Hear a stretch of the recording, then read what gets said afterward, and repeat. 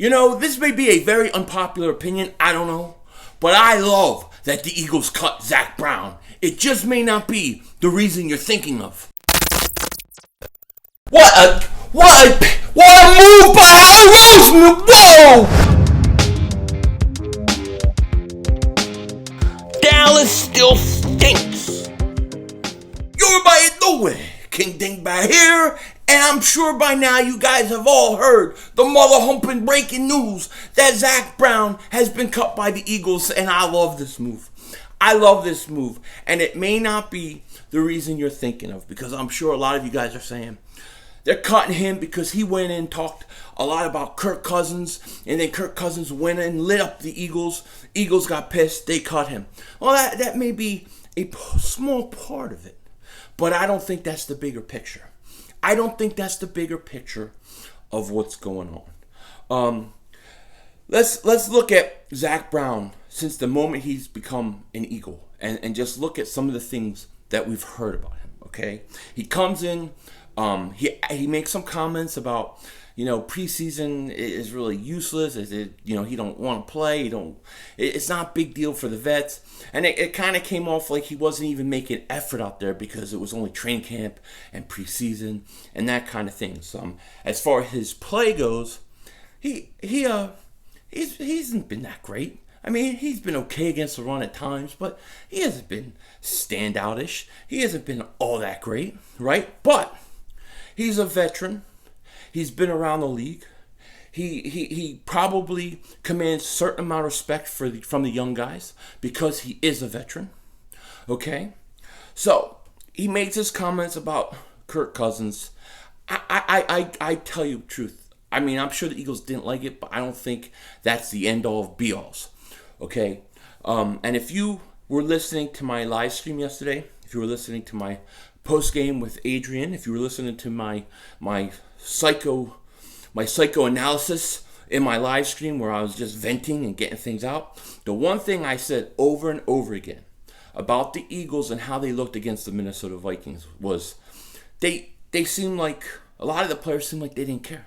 I mean, this was just, I'm not saying that they don't care, but the feeling I got from the Eagles yesterday was it was bad. It was just bad mojo, bad energy. It seemed like they didn't, I don't know, it just didn't seem like a lot of the guys really cared that they were losing, that they were getting double moonwalked in the ass. They didn't care. I mean, Rasul Douglas is nonchalant. He gives up on a play. I mean, the guys were just out there. And the only guys that seemed to me to really be energized and be really pissed off was Brandon Graham and Carson Wentz. Carson Wentz is slamming his helmet down. He's getting pissed at the line for not snapping the ball when he's going like that, calling for it. And then you have Brandon Graham who's playing with energy, and then at one point Carson gets sacked and the guy's punching the ball while he's on the ground. He gets up and he gets in his face and he's gonna fight the defensive lineman, and the offensive linemen are sitting there like this. They're all low energy, and he's the only one that cared.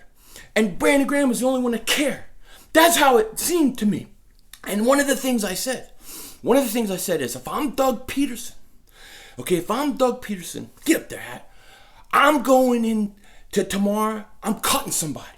I'm going to cut somebody that the rest of the team in the locker room looks at and says, damn, they just cut him. They could cut me too. I better get my head on right. That's what I said. Okay? And I think that's what happened here.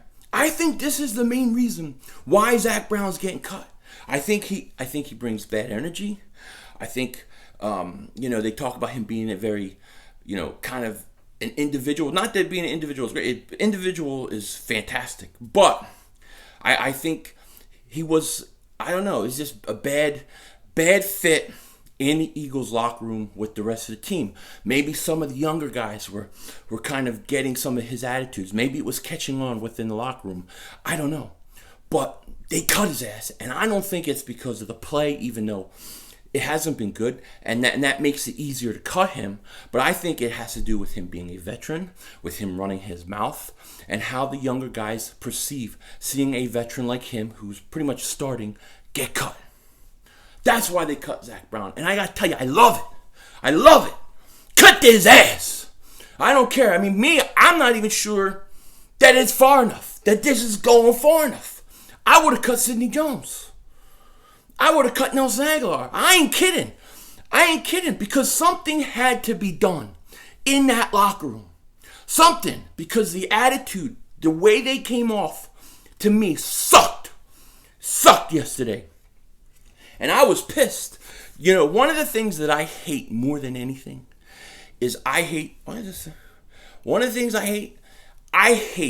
when I feel like I'm more pissed off that the team lost than the players that play for the team. I felt that yesterday. I haven't felt that since the last year of Chip Kelly. But I felt like that yesterday. Minus Carson, Brandon Graham, maybe Alshon Jeffrey, because he's out there and I know he's hurt and I know he can't run, but he's playing. But a lot of these other guys, to me, they stunk. And it wasn't just that they had a bad game. It was a bad attitude. And it was on the offensive and defensive side of the ball. That's how I felt. Somebody had to get cut. Somebody had to pay the price. And I hope the young guys see a guy like Zac Brown, who's been around the league, who was starting. He could get cut. I could get cut. I better get my head on straight.